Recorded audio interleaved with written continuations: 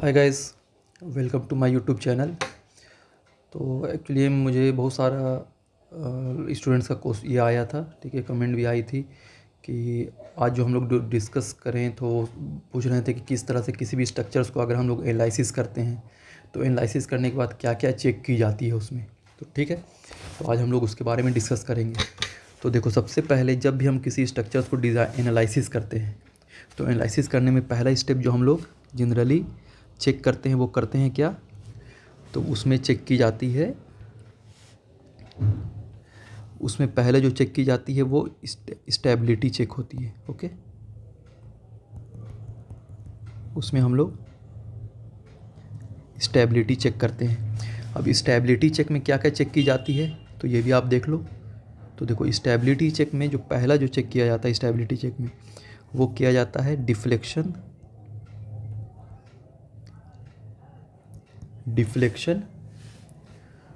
Due to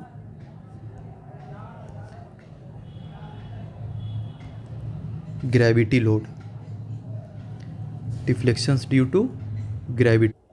सो अब deflections due to gravity load. अब इस deflections due to gravity load क्या होता है, तो जनरली जो ग्रेविटी लोड होती है वो होती है dead load and live load. इसे ही हम लोग क्या कहते हैं, ग्रेविटी लोड कहते हैं। तो डेड लोड क्या होता है, डेड लोड होता है generally self weight of the structure.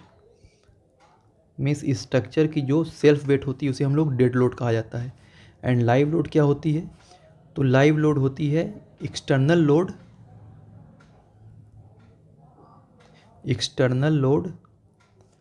That come on structure. Means structure पे जो एक्सटर्नल लोड आती है उसे हम लोग क्या कहते हैं, लाइव लोड कहते हैं। तो स्टेबिलिटी चेक में पहला क्राइटेरिया ये होता है कि हम लोग डिफ्लेक्शंस चेक करते हैं। अब डिफ्लेक्शंस अकॉर्डिंग टू कोड एक वैल्यू दी हुई है कि जब भी हम किसी स्ट्रक्चर्स को डिज़ाइन एनालिसिस करेंगे तो एनालिसिस करने के बाद उस स्ट्रक्चर्स की डिफ्लेक्शंस कितनी आनी चाहिए। तो डिफ्लेक्शंस की जो क्राइटेरिया होती है वो होती है स्पैन डिवाइडेड बाई 350 और 20 mm। यही दोनों है, इसमें से जो कम है विच एवर इज़ लेस तो उसके अंडर में होनी चाहिए। मतलब मैक्सिमम डिफ्लेक्शंस जो होनी चाहिए वो इतना ही आनी चाहिए। इनकेस अगर आपकी कोई स्ट्रक्चर्स आप एनालिसिस कर रहे हो, अब स्ट्रक्चर्स की जो स्पैन है, स्पैन क्या होता है, लेंथ होता है। अब स्ट्रक्चर की स्पैन 4 मीटर है तो इसको mm में कन्वर्ट करोगे तो क्या आ जाएगा, 4000 डिवाइडेड बाई 350। अब ये इसको डिवाइड करने के बाद जितनी वैल्यू आ रही है, इनकेस सपोज दैट हम जस्ट एग्जाम्पल कि 21 mm आ रही है और यहाँ पे कितनी है 20 mm, तो हमको कंसीडर क्या करनी है कि मैक्सिमम डिफ्लेक्शन उस स्ट्रक्चर की 20 mm जानी चाहिए, उससे ज़्यादा नहीं जानी चाहिए। अगर उस स्ट्रक्चर्स की डिफ्लेक्शंस 20 mm से ज़्यादा जा रही है तो मीन्स वो स्ट्रक्चर्स सेफ़ नहीं है। फिर आपको उसको फिर से अब उसके बीम की साइज़ को बढ़ानी है, कॉलम की साइज़ को बढ़ानी है, स्लैब की थिकनेस को इंक्रीज़ करनी है, डिक्रीज़ करनी है, कुछ भी। तो उस तरह से ये लिमिट होती है कि deflections due to gravity load पहला हम लोग चेक करते हैं। ठीक है, सेकंड जो चेक की जाती है वो क्या होती है, तो वो होती है generally maximum storey displacement. Maximum storey displacement due two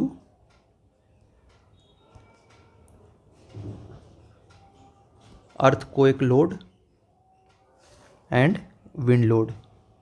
means wind load और अर्थक्वेक लोड की वजह से जो मैक्सिमम स्टोरी डिस्प्लेसमेंट हम लोग चेक करते हैं। तो अकॉर्डिंग टू कोड, जब आप कोड देखोगे तो एक अर्थक्वेक के लिए कौन सी कोड हम लोग फॉलो करते हैं, तो वो फॉलो की जाती है IS 1893 पार्ट 1 हम लोग फॉलो करते हैं। ठीक है, एंड विंड लोड के लिए जो कोड फॉलो की जाती है वो IS 875 पार्ट 3। ओके, इस कोड को हम लोग फॉलो करते हैं। तो इसमें दिया हुआ है कि maximum storage displacement due to earthquake और विंड लोड की वजह से उसकी लिमिट कितनी दी है। तो अर्थक्वेक की वजह से जो मैक्सिमम स्टोरी डिस्प्लेसमेंट आनी चाहिए स्ट्रक्चर की ड्यू टू अर्थक्वेक, वो कितनी आनी चाहिए, तो वो h/250 mm। ओके, यही लिमिट दी हुई है। अब इन केस अगर स्ट्रक्चर्स आपकी, आप एक स्ट्रक्चर्स डिज़ाइन बना रहे हो, एनालिसिस कर रहे हो, ये आपकी स्ट्रक्चर है, ठीक है। अब इसकी हाइट इन केस अगर 10 मीटर है तो डिवाइड करोगे, एच हो गई 10 मीटर, तो 10 मीटर को mm में कन्वर्ट करेंगे तो means 10 into 1000 divided by 250। Clear. तो जनरली कोई भी स्ट्रक्चर जो होनी चाहिए, ठीक है ना, तो वो h/250 के अकॉर्डिंग जो वैल्यू आ रही है उतना ही के अकॉर्डिंग होनी चाहिए। अगर अर्थक्वेक की वैल्यू उतनी आ रही है तो हम लोग समझेंगे कि वो चीज़ सही है। अब यहाँ पे क्या है अर्थक्वेक का, अब अर्थक्वेक में हम लोग देखते हैं कि ड्यू टू अर्थक्वेक की वजह से आप एनालिसिस करोगे तो वहाँ पे वैल्यू दी रहती है कि due maximum storey displacement due to earthquake की वजह से X directions and Y directions में कितनी है। तो वो हम लोग चेक करते हैं किससे, इसी से h/250 करेंगे, जितनी वैल्यू आ रही है उतना ही लिमिट है कि उतना ही वैल्यू होनी चाहिए उस स्ट्रक्चर्स की। अगर उससे ज़्यादा आ रही है तो मतलब स्ट्रक्चर आपकी सेफ़ नहीं है अर्थक्वेक की वजह से। क्लियर। थर्ड आप सेकंड में आपकी विंड लोड है, तो ये आपकी विंड लोड। अब विंड लोड की वैल्यू क्या होती है, तो दैट इज़ h/500 हम लोग लेकर चलते हैं। तो इस तरह से हम लोग मैक्सिमम स्टोरी डिस्प्लेसमेंट भी चेक की जाती है। तो स्टेबिलिटी चेक में पहला क्या होता है, deflections due to gravity load. Second में maximum storey displacement due to earthquake and wind load. Third जो हम लोग चेक करते हैं वो क्या चेक की जाती है, तो थर्ड होती है हम लोग की maximum inter storey drift ratio. Maximum inter storey drift ratio check की जाती है, ठीक है। ये सिर्फ जो चेक की जाती है सिर्फ अर्थक्वेक की वजह से चेक की जाती है, due to earthquake load, not wind load. Okay, ये ध्यान रखना। मैक्सिमम इंटोरी ड्रिफ्ट रेशियो जो चेक की जाती है ड्यू टू अर्थक्वेक। अब ड्रिफ्ट क्या होता है, तो ड्रिफ्ट होता है means it is a lateral displacement with respect to one floor to another floor. जैसे ये आपकी एक स्ट्रक्चर्स है, जो हॉरिजॉन्टल लोड एक्ट होती है, this is called lateral load कहा जाता है उसे। तो विंड लोड हो गई या अर्थक्वेक लोड हो गई, वो क्या एक लैटरल लोड है, तो वही ड्रिफ्ट होती है, ठीक है। तो मतलब maximum inter storey drift ratio हम लोग कैलकुलेट करते हैं, कैलकुलेट करने के बाद चेक की जाती है अर्थक्वेक लोड की वजह से हम लोग चेक करते हैं, नॉट विंड की वजह से। क्लियर, इसको याद रखना। तो maximum inter storey drift ratio किसकी वजह से, तो earthquake load due to earthquake load. तो इसके लिए जो फार्मूला होता है, लिमिट होता है, वो कितनी होती है 0.004, इतना ही लिमिट होती है। मतलब इससे ज़्यादा maximum inter storey drift ratio due to earthquake load उस स्ट्रक्चर की 0.004 से ज़्यादा नहीं आनी चाहिए। अगर इससे कम आ रही है तो हम समझेंगे कि वो स्ट्रक्चर्स सेफ है due to maximum inter storey drift ratio criteria में ड्यू टू अर्थक्वेक की वजह से। क्लियर। तो इस तरह से हम लोग तीन चीज़ चेक करते हैं। एक और चीज़ चेक की जाती है, वो है आपकी मोडल एनालिसिस। अब मोडल एनालिसिस क्या होती है, तो ये तो बहुत बड़ा चैप्टर है ना, मैं आपको एक दिन वो भी लेक्चर ले लूँगा।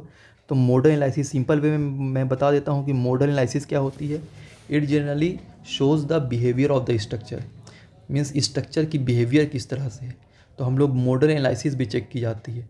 अब मोडल एनालिसिस में क्या क्या हम लोग चेक करते हैं वो भी देखो, अगर देखना है तो, ठीक है।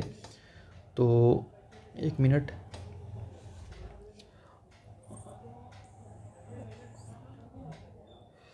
अगर इसको मैं रब कर दे रहा हूँ ना, अगर इसको एक बार आपको देखना है तो देख सकते हो, ठीक है। नेक्स्ट में मोडल एनालिसिस हम लोग देखते हैं।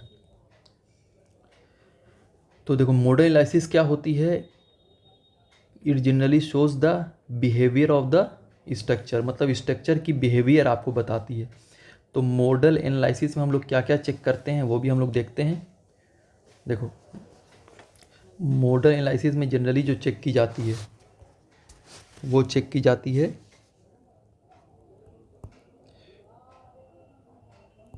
Model analysis. ओके, तो मोडल एनालिसिस जब हम लोग करते हैं तो उसमें मोड आता है। तो या जब भी हम लोग एनालिसिस की जाती है तो मैक्सिमम हम लोग 12 मोड लेकर चलते हैं, उससे मैक्सिमम भी हो जाती है। अगर उस क्राइटेरिया को ये फॉलो नहीं कर रही है तो हम लोग मोड को बढ़ा देते हैं, लेकिन एक स्टैंडर्ड जो हम लोग नंबर ऑफ़ मोड कितना लेकर चलते हैं तो 12 मोड लेकर चलते हैं। ठीक है, तो जब आप मोडल एनालिसिस करोगे तो मोड 1 होती है। जब आप मोडल एनालिसिस के बाद उसकी रिपोर्ट देखते हो तो पहला मोड में हम लोग मोड 1 चेक की जाती है।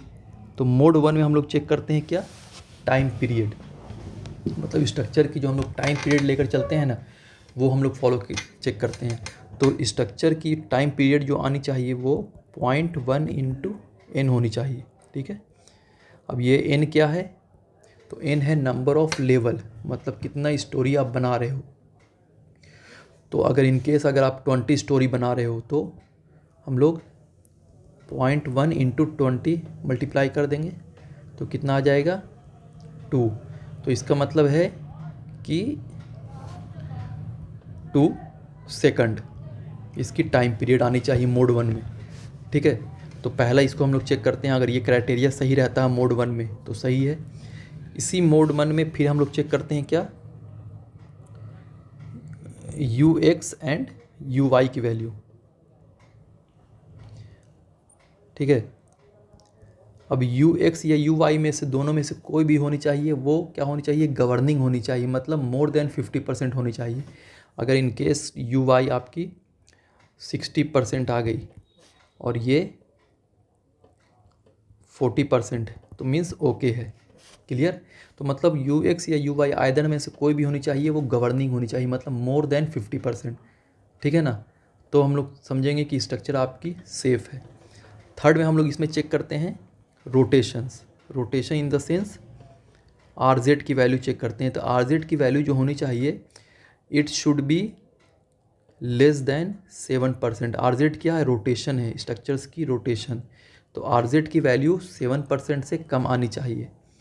तो अगर स्ट्रक्चर की वैल्यू मोडल एनालिसिस में मोड 1 में 7% से कम आ रही है तो हम लोग समझेंगे कि ये स्ट्रक्चर आपकी सेफ़ है, पहला मोड में। क्लियर, अब मोड 2 में देखते हैं, वहीं पे एक चार्ट रहता है सेकंड में मोड 2। तो मोड 2 में हम लोग चेक ये करते हैं कि मोड 1 में जो टाइम पीरियड होता है, ठीक है, और मोड 2 का जो टाइम पीरियड होता है, दोनों के बीच की जो डिफरेंस आनी चाहिए वो 10% से ज़्यादा आनी चाहिए।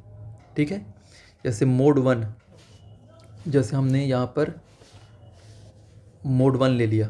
ठीक है, जैसे हमने यहाँ पर मोड 1 को देखा तो मोड 1 की टाइम पीरियड इन केस 3% आ रही है।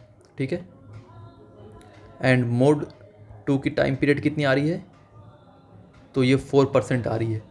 तो दोनों का जब हम लोग निकालेंगे, ठीक है, तो दोनों के मोड में जब डिफरेंस निकालेंगे तो डिफरेंस निकालने के बाद ये हम लोग देखते हैं कि दोनों के मोड में 10% का डिफरेंस आनी चाहिए। ठीक है, तब हम लोग समझेंगे कि ये स्ट्रक्चर आपकी सेफ़ है। क्लियर, अब थर्ड में क्या देखते हैं, तो मोड थर्ड में हम लोग चेक करते हैं मोड थर्ड में क्या चेक की जाती है, तो मोड थर्ड में हम लोग चेक करते हैं कि मोड थर्ड में जो समेशन ऑफ UX एक आती है और सम ऑफ UI, इसकी वैल्यू जो आनी चाहिए वो मोर देन 65% से ज़्यादा आनी चाहिए। अगर ये 65% से ज़्यादा आ रही है तो हम समझेंगे कि ये मोड 3 भी सेफ़ है, पास है। ठीक है, एंड लास्ट में हम लोग क्या देखते हैं, तो लास्ट में जो मोड, अगर 12 मोड लिया तो लास्ट जो मोड होनी चाहिए, अगर हम यहाँ पे मोड 12 लेके चल रहे हैं, लास्ट मोड 12, ठीक है, तो लास्ट मोड की जो वैल्यू आनी चाहिए summation of UX and UI की, वो 90% से ज़्यादा आनी चाहिए। तो इस तरह से अगर हम लोग क्राइटेरिया को फॉलो करता है कोई भी स्ट्रक्चर्स, तो हम लोग समझते हैं कि वो स्ट्रक्चर्स एनालिसिस में पास है। ठीक है, तो इसी तरह से हम लोग चेक की जाती है एनालिसिस। एनालिसिस सबसे पहले हम लोग स्टेबिलिटी चेक करते हैं। स्टेबिलिटी में हम लोग deflections due to gravity load check करते हैं।